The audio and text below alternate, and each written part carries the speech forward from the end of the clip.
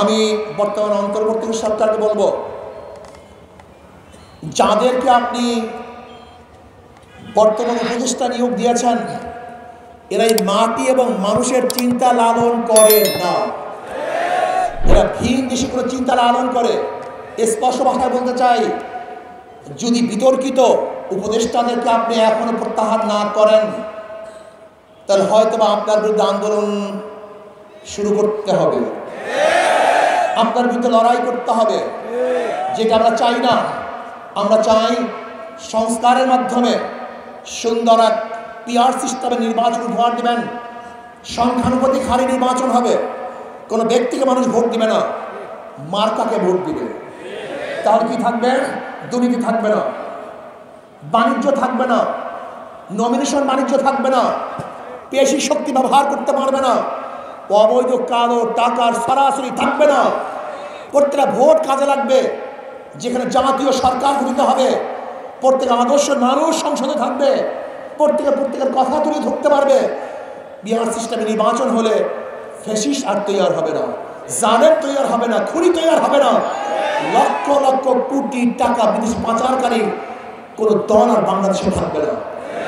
মার্কাকে vote দেবে, ধরে নেন যদি হাত পাখা মার্কা কোটা ভোটের 30% ভোট পায়, তাহলে তাদের 90 জন সংসদ সদস্য সংসদে যাবে। কথাটা বোঝাতে পারিনি? কোনো ভোট মিসিং হবে না।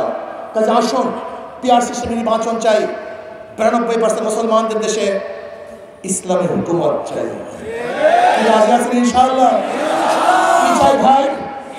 ইসলামী হুকুমত। ইসলামী হুকুমত যদি প্রতিষ্ঠিত হয়,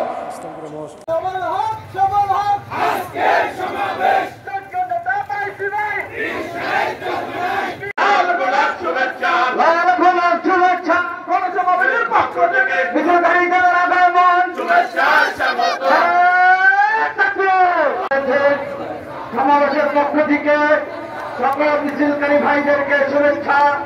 আমরা নিজ নিজ আসনে যথাস্থানে আমরা অবস্থান করব, কেউ আমরা বিশৃঙ্খলাভাবে থাকবো না।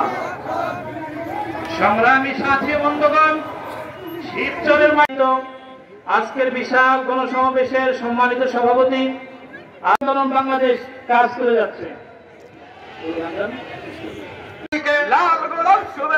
সমাবেশের পক্ষ থেকে অবস্থান করি। সংগ্রামী সাথী বন্ধুগণ, এটা নয় যে শুধুমাত্র মুসলমানরা এই দেশে বসবাস করে, এই দেশে মুসলমান স্বর্গে বাস করবে। নতুন বাংলাদেশকে সাজাতে হলে মুসলমানের বাংলাদেশে ইসলামের শাসন দেখতে পারি নাই। আমি চাই কারা কারা আবু সাইদ রক্ত দিয়ে মুক্তি।